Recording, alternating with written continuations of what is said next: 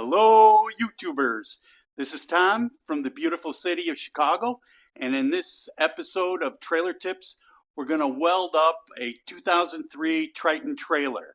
I initially had this trailer welded by a professional. He did some weldings in here. They're beautiful. They're holding up great. I have no complaints. He used a TIG welder. In this episode, we're going to use a MIG welder. But on this one weld for the support for the fender, he didn't weld the side, so it eventually cracked. And so I'm going to weld that up myself. It's not a big deal, but I want to weld that up because it's causing the flexing in that member, or that support is causing the fender to crack, and eventually this will crack and fall off. So I want to get that fixed. I got little backing plates to catch my weld while I weld it. It doesn't fall through. And then we're going to weld the side, top, and then down here, and we should be pretty good. Now, the other side is a little more work, and let's take a look at that. All right. On this side, we have a similar problem as we have over on the other side. This support member for the fender, it had fallen off when I was towing the jet ski from Chicago to Seattle.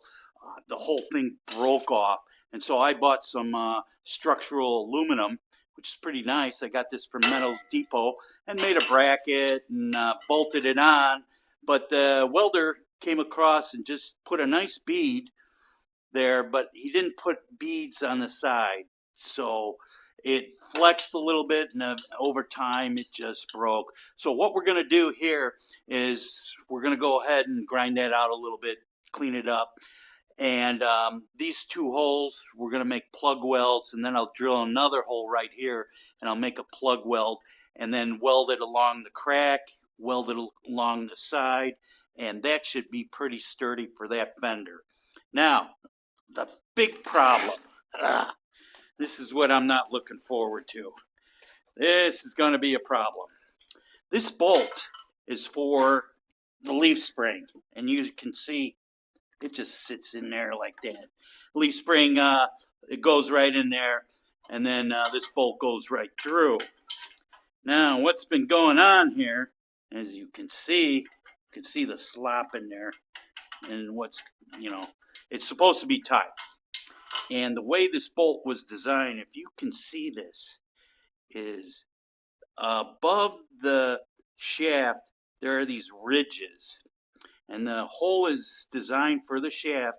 And then when you bolt it down, those ridges prevent this bolt from turning any which way. And that's why it's elongating like this and wearing out. You can see from these score marks, I don't know, I'll get you in there as best I can. You can see those score marks. The bolt's been turning, and it's not supposed to turn because it's just chewing the aluminum up. So my plan of attack here, let me grab that, don't roll away, is I've got this structural 1/4 inch bar here, is to make a plug for the hole. Okay, it's going to be a little difficult. I can make the plug, I can angle it and prep it so that I can weld it in. And then I'll weld a whole solid piece in there, then come back and drill it.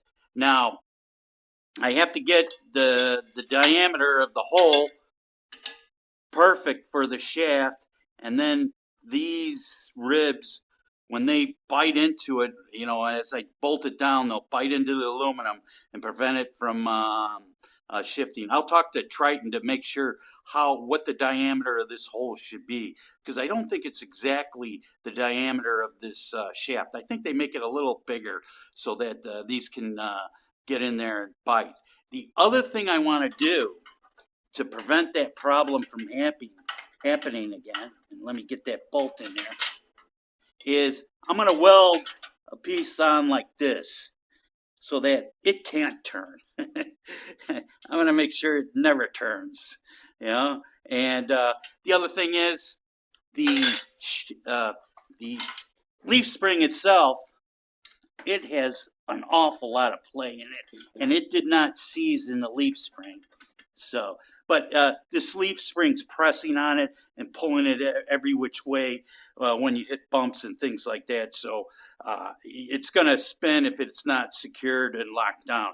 So that's my plan of attack right now. Let's go ahead and get started on the other side, and then we'll come back to this.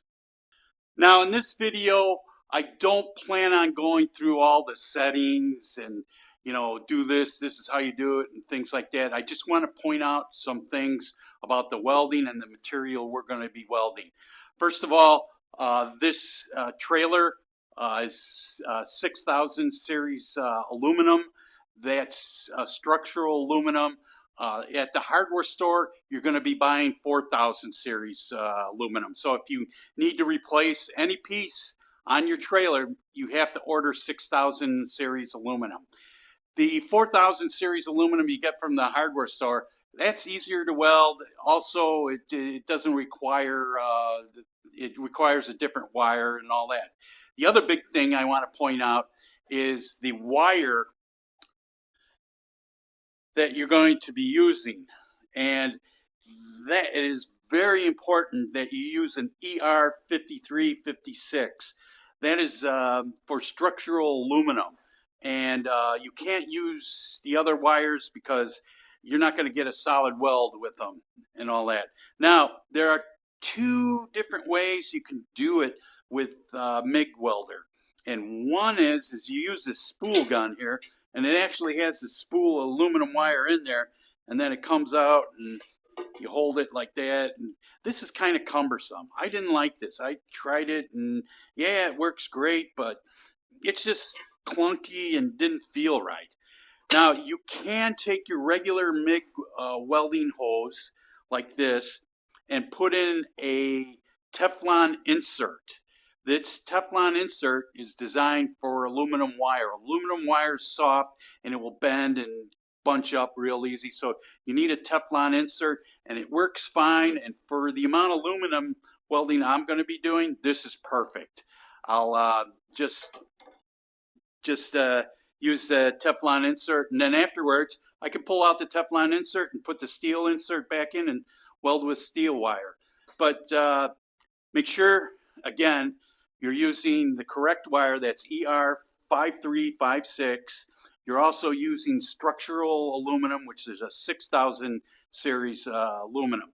The other thing I got to mention about aluminum welding it is it needs preheating.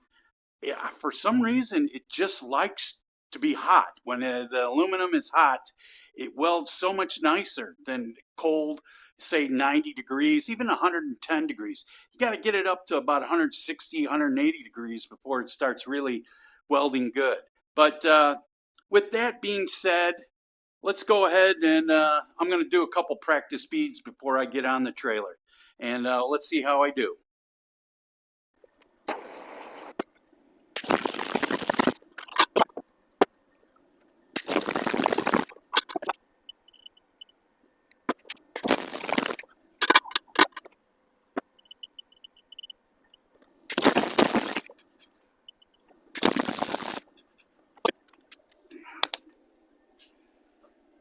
Those welds look okay. Not the greatest, but we're going to run with it. Batteries died on the camera, so you missed the welding and the grinding. And as you can see, grinding and paint make me the welder I ain't. But I got good penetration. It's solid. It's okay. We're ready to go.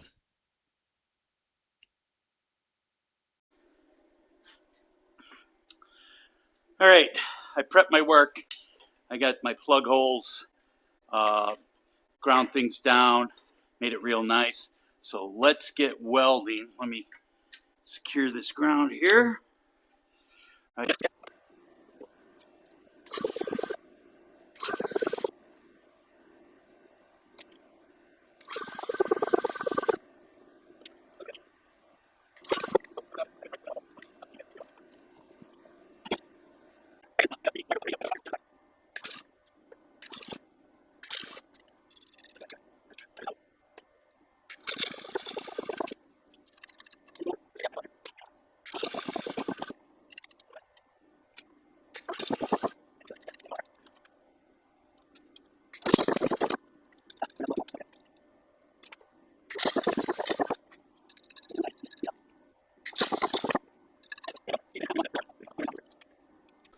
Alright, this is the hard one.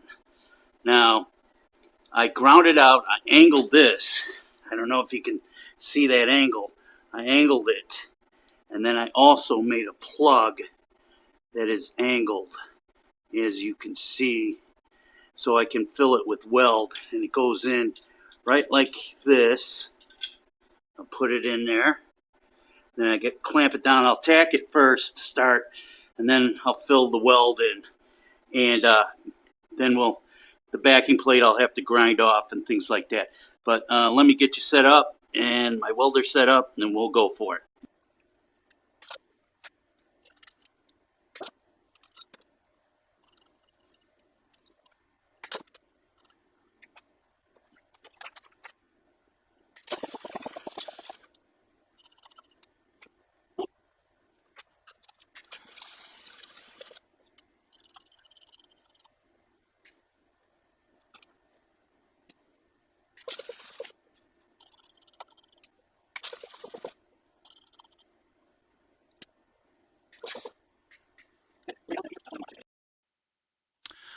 I welded the plug in, and I built up the weld all around it. You can see it really sticks out. Now I'm going to grind it down, and I'll bring you back after I grind it down. All right, as you can see, I get some light on it for you. Hope that works out. The plug welds, that's right here and here, I ground down, and they look pretty good. And then the actual weld itself, those all look good. A little sloppy, but it will do. Good penetration and a little bit of the diming effect. The side is in good shape. I've got that on both sides, and I think my fender support is done. Now over here to the leaf spring support. I ground it down, and you can see I got a good penetration. I made my mark. It was half 1 inch in the center, and then 3/4 of an inch up from the bottom. Now I'm going to drill this out to 9/16, and I'm not just going to drill 2 9/16. I'm going to use these starter bits, and I'll work up to the largest one before I use my 9/16. Now, running short on time, so I'm going to go ahead, drill this out, and get it all prepped, and then I'll bring you back. So, see you in a second. All right. I got the hole drilled. As you can see, I put the bolt in, but I wanted to show you, see those ribs? They're going to bite into the aluminum bracket and hold that bolt still and from not moving. Now I'm going to do that off camera. It's going to take a little bit because I got to position it and things like that. But when I bring you back, let me show you this. Let me get that there. I'm going to weld a tab on like this, so that bolt cannot turn. That bolt will just can't turn. I still can take it out, but it's just not going to turn. So let me get that done, and I'll bring you back. And here we have the finished product. You can see I got the little stopping plate. I don't know what you call that, bolt, the anti-bolt turning plate in there. I also marked it so that if I take the bolt out, you have to put the bolt back in the same way. So you get those threads in the same way. But it doesn't look too bad. So this completes Trailer Tips episode 5. And if you guys like this, go ahead and give me a thumbs up and maybe subscribe. I'll have some more videos about riding and all that stuff later on. But this will conclude the Trailer Tips episodes. It's the last episode. So give me a thumbs up and maybe subscribe. And thanks much for watching.